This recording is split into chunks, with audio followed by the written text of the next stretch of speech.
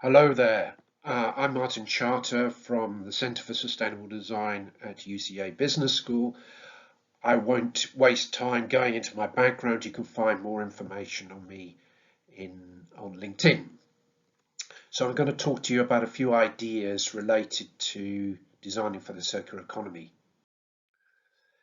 Firstly, I said circular economy is part of a broader approach to sustainable development, exemplified by the 17 Sustainable Development Goals. And we can pick out here, highlighted in black, a number of the specific SDGs that relate to circular economy. And what we've seen really over the last sort of 8 years is a growing interest in the concept of circular economy. That in practice really builds on a lot of work in the past on resource efficiency and resource productivity, but that there's more of the systems idea has come into play as various organisations have entered the discussion. But it's important to recognise that issues go in waves, and perspective is everything. So whilst we're at a particular turning point at a moment in time where we've got biodiversity treaty being negotiated, we've got the COP, we've also got a range of initiatives, around circular economy. We tend to see waves of interest around particular topics, and these may change over time. So particularly in the 2000s, we saw an overt focus on carbon, companies really just looking at this as a key issue and not looking holistically at the issue. So we need to be aware that for a variety of reasons, new knowledge, new activities, new publications, that the interest and understanding will change and grow in certain topics. So I believe we are in a fifth green consumer wave at the moment, and that really builds on a first wave in the 60s, a second wave in the late 80s, a third wave in the 2000s, particularly around carbon, and a fourth wave that emerged just prior to the pandemic, particularly around climate change, with the Greta Thunberg and David Attenborough effect. So that was particularly different in that was really quite significantly driven by youth, and this is a new part of the evolution is the engagement of youth in this agenda. And the fifth wave is a bit of a melting pot around climate change, biodiversity, but also the social dimension with the health concerns linked to COVID. So in the short term, we need to go back to 2015, which is a significant year. We saw the Paris summit that really, brought climate change as a sort of global issue, with a global consensus about moving forward. And COP, in Glasgow will be a significant event, but the implications and actions that result of it are yet to be defined. But also we saw in 2015 all these activities in the back end of 2015, the launch of the UN Sustainable Development Goals, recalibrating the Sustainable Development Agenda.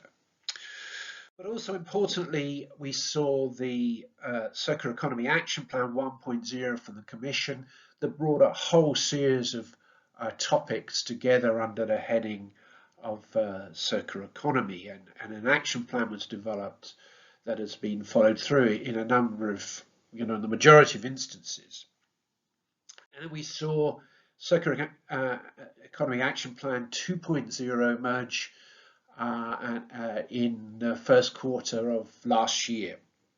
And really this broadened the agenda to looking at not to bring in new sectors into the focus, including, for example, fashion and clothing, construction, and strengthening a focus on areas such as electronics. And what emerged from this whole process, which is presently being developed, is the Sustainable Products Initiative, with a view to new legislation or new policy initiatives, of which legislation may be a part, to be announced late this year or next year. And there, although it's called the Sustainable Products Initiative, there's quite a significant focus on circularity as we understand it. And there's been a whole series of expert workshops this year. Of course, COVID has changed the world in many instances that you know, I don't need to go into detail, and this created huge confusion and you know, obviously global problems that has implicated business, society, you know, and the environment. And one of those areas that was being talked about in terms of the mega trends or the impact of mega trends was globalization, you know, three encapsulated in various studies, three mega trends, effectively acceleration of technology, which of course is continuing, the growing recognition of environmental challenges and problems that one could argue is growing, particularly with a lot of media interest, the clustering of all sorts of initiatives.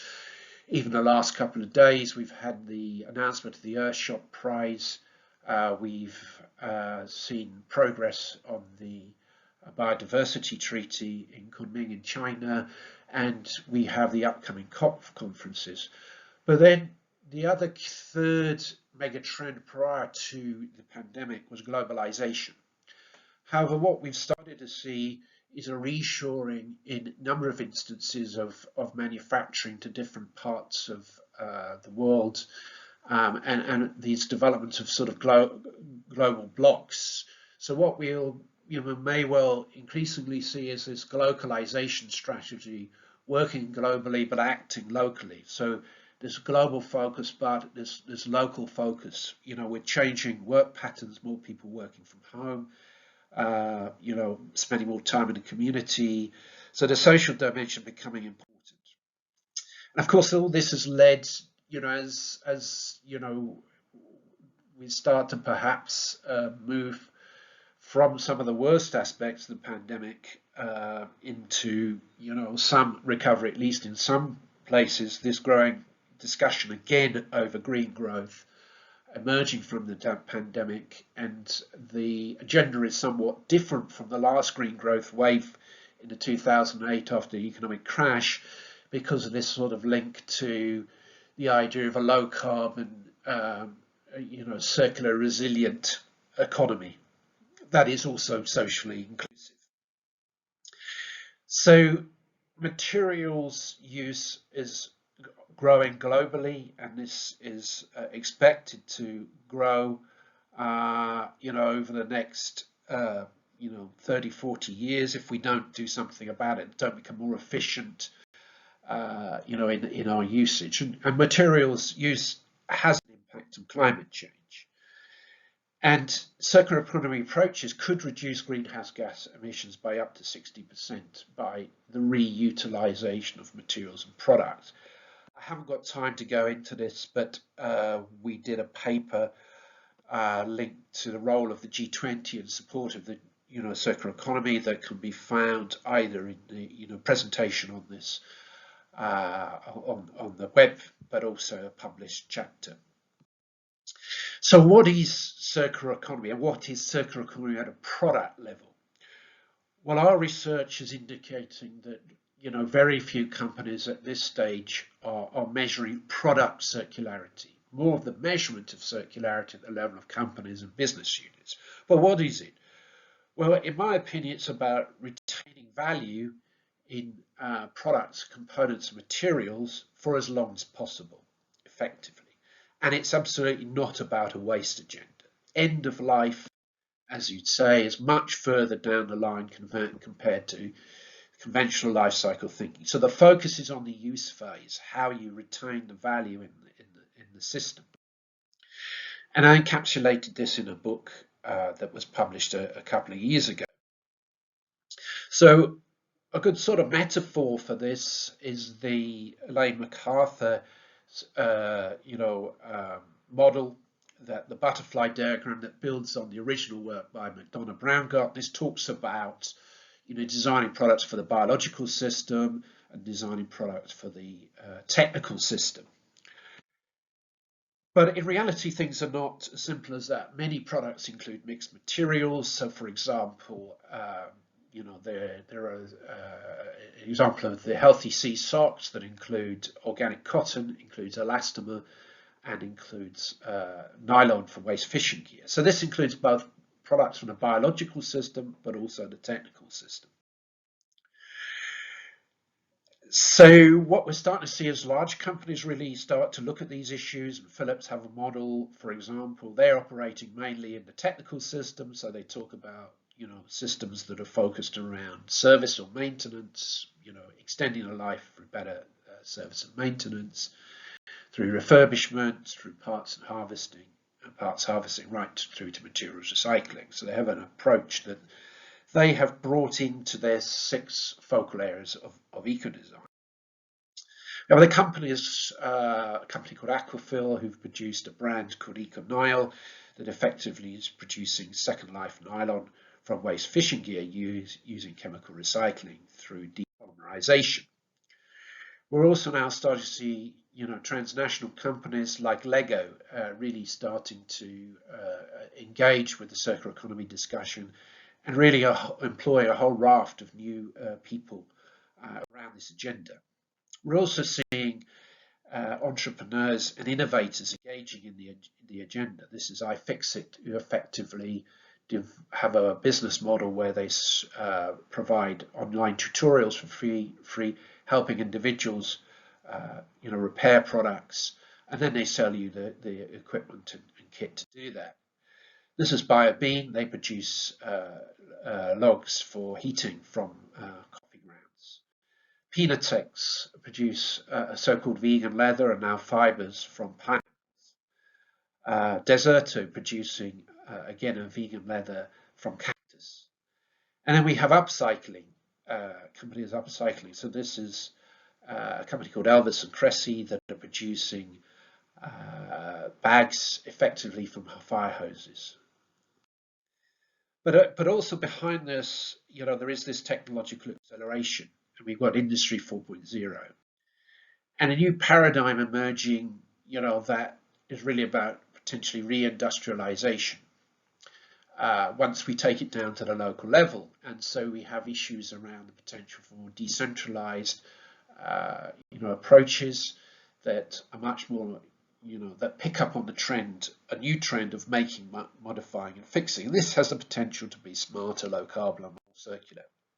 And so this, apart from what may be going on at a high level, we're seeing grassroots innovation. So this new movement of makers, that are being picked up in the mainstream media, and also modifiers, people who are hacking products, not from a sort of a criminal aspect, but are changing and modifying products and then repairing products as well. This has been enabled by particularly videos online, that are showing people what to do, but also places and spaces that are emerging to bring people together to do this sort of thing. So maker spaces, hacker spaces, repair cafes. In particular, focusing on repair cafes, this was a movement of community-based workshops that started around 2010 in the Netherlands. There's now getting towards 2,200 of these in the world, and with a concentration, particularly in Northern Europe. And I know a little bit about this because I've participated or led 3 of the global surveys on this, and also founded a repair cafe in Farnham in Surrey. And this has really been set up as a collaboration, in effect, between the university, between UCA, the town council, and the Spire Church. Church was the venue, although the repair cafe is not religiously aligned as such. So effectively, we bring a whole range of repairers together with people who need products to be fixed. And those repair stations that we have focus really on electricals, mechanicals, bicycles, laptops, clothing, and furniture.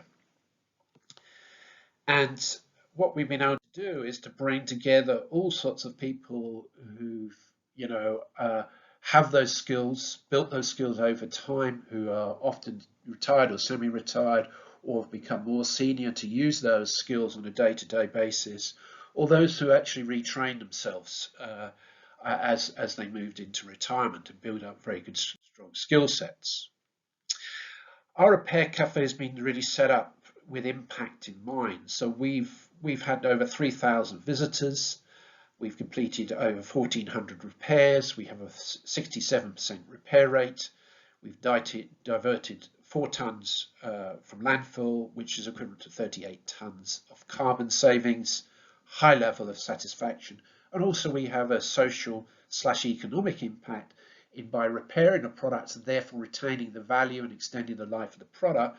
We have saved, the citizens of Farnham over £105,000. Typically, we'll have our repairers repairing products directly, but we often may see collaborative repairing going on between different repairers and even the customer. What we've also developed, particularly important coming up to COP, is we think the world's first repair cafe carbon calculator that helps people calculate the carbon impacts of savings based on the weight of repair. And this is freely available to repair cafes and others online through our website. We've also innovated by buying a 3D printer, and we've started to complete customized 3D repairs using 3D printing. And these are just a couple of examples. So from our research, amongst 100 customers, people come into the repair cafe looking to hoping to get a product repaired, and coming out of the repair process, 67% of people get their products repaired. It's actually very few are not repaired at all. We give advice or they're partially repaired. But the other thing that they emerge with often that they don't go in with is this sense of community, this sense of people trying to work together to develop, to repair products. So that social dimension is absolutely important. COVID forced us to innovate and look at new business models, and we developed, an approach, to bring. We use the technology to bring together new groups of our repairers together to chat about issues. We tried Facebook events, but they weren't so successful. People want that physical connection, and others have had a similar experience. We also prepared webinars that disseminated the knowledge out to broader repair cafes in terms of how to manage repair cafes and also sharing repair knowledge. We innovated also by developing a drop-off model that we essentially ran on 5 occasions through the pandemic, where people would book in their product, they would then come and physically deliver it, and repairers repair it at home, and a lot of detail went into that. We also developed more of a social online platform called Repair Connections that helped people, get together, and we even had a young lad repair a light, over Zoom. And we've just come back into a new venue, which we were offered before we went into lockdown, and we've started up again in a new space, an open space, which is excellent. And looking to the future, we hope to have and bring together our fantastic repair cafe dinner that we ran, where pretty well all the repairers and volunteers came together. And we ran the last one a couple of years ago, so we hope to be able to do that again, because it's about, you don't have a repair cafe unless you have the people. So, that's a couple of cases about within repair, thinking about circular economy, but really we're really thinking about how we retain that value in products, materials and components for as long as possible, through materials innovation, through new business models, through social and circular innovation. So if anybody wants to follow up, please feel feel free to do that, and I hopefully found that of interest.